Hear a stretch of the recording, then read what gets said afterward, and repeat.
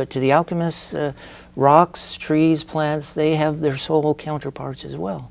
And these were doctrines which were contrary to church doctrine, and so it saw a lot of oppression, and in alchemy the ideas were suppressed. They were considered heretical at the time. I see. That's fascinating. So do you see actually the science being used to further spirituality by any chance? Oh yes, that's really what alchemy is all about. It's about consciously assisted evolution. You're using nature's own laws to further your own evolution. And this is not just a physical process of gaining health, but also a mental, spiritual doctrine of developing the mind and developing your full potential as a spiritual being. Everyone, everything around is a reflection of a spiritual counterpart. And alchemy is about developing that, maturing that spiritual essence, which we all are, in fact. So alchemy is really about the perfection of metals on more than just one level. The metals, the term metals, refers to not just the metals of the forge, the metals that the various objects we're familiar with, but metals have counterparts within us. For example, the metal gold has an association with our heart. It also has counterparts in psychological issues like our feelings of security and pride and our overall beneficence. These are all considered gold. They all have the same kind of resonant frequency in a sense. So all of the metals have different associations, not just with the metallic elements that we're familiar with, but they have counterparts within us. We are a reflection of celestial influence. I see. So could you take that another step and maybe, for instance, I'm very attracted to silver. So could you share with me what, since gold represents the heart, you're saying from the heart, from an alchemy point of view, what does silver represent within a person? Silver has associations with the brain, surprisingly, and also with the emotional nature. It's a lunar metal. All associations with the moon are corresponded with silver. So when alchemists would talk about the moon or silver, they're actually talking about all these different associations of the emotions, the emotional nature, the domestic qualities, the nurturing, mothering qualities. Those are all lunar qualities, or silver, of the alchemist.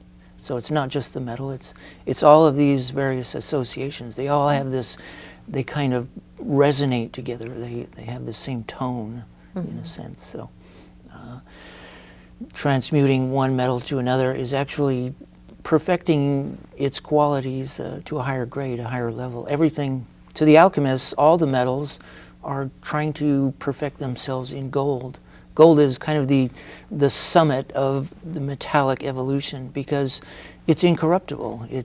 It can last forever. You bury gold in the ocean for 1,000 years and you dig it up and it's still gleaming, shining, warm gold. Any other metal will corrode and corrupt. It has diseases and imbalances, and that's the source of its corruptibility. So alchemy is about establishing our own incorruptible spiritual body, a reflection of our inner and outer self, so that as we perfect ourselves, we are becoming the gold. We are the lesser metal which is becoming transmuted into gold, spiritual gold.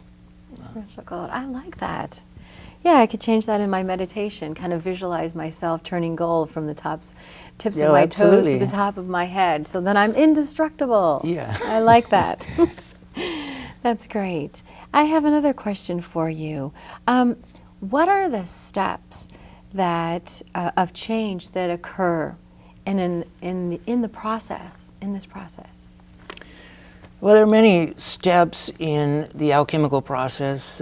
Traditionally, there are 7, and some say 12. These relate to the 7 planets or the 12 zodiac constellations. And so materials would have to pass through these different stages on their process of perfection. The different processes are terms like calcination and solution, distillation, sublimation. These all have psychological counterparts, but they're also physical processes that could be affected on materials to raise them to a higher state. And these are all mirrored in nature's processes. The alchemist follows nature's laws and follows her own processes to affect all these changes, these transformations in matter and in spirit. So, for example, the process of calcination refers to roasting a material over an open fire to get rid of all these impurities and drive off all the impure matter through the action of fire. Mm-hmm. Psychologically, we experience calcination all the time. When we've been in the hot seat, that's a personal calcination. You've been in this place where you feel actually hot. You're embarrassed and you feel the hot of your wrongdoings or whatever. You've been found out and you're under the fire. You're under scrutiny and you feel it burning. And that's the calcination on a personal level of burning off these impurities that are attached to your ego. And so you're actually going through a process of ego purification in the fires of scrutiny, in a sense. So each of the alchemical processes have psychological correspondences as well as a physical aspect. Alchemy takes place not just on the physical level, but on the mental and spiritual levels as well.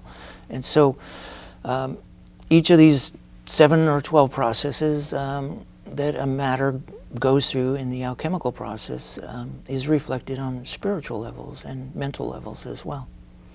That's fantastic. So many times I've worked with different people and they work only on the spiritual aspect or only on the physical aspect. So I'm glad to hear that it's more balanced. Yeah, alchemy is a truly holistic approach to things because to the alchemist you have to work on all 3 levels. I mean, it's not just some laboratory experiment that you go in and you brew this up and that up and you come up with gold. And it's not just some psychological metaphor, which is a popular definition of alchemy based on the works of Swiss psychologist Carl Jung. Mm-hmm. He reduced alchemy basically to a psychological metaphor that the alchemists were actually speaking in the terms of chemistry to describe psychological processes. But to the alchemists, all 3 levels are active and they have to be combined. There's physical actions, but there's also mental and spiritual actions that involve the same process. So you can't just work on a matter, you have to bring to bear mental and spiritual aspects. So the alchemist would purify himself mentally and spiritually before ever even entering the laboratory to undertake an actual physical work. Oh. Because his thoughts and spiritual purity have an effect on the matter, on the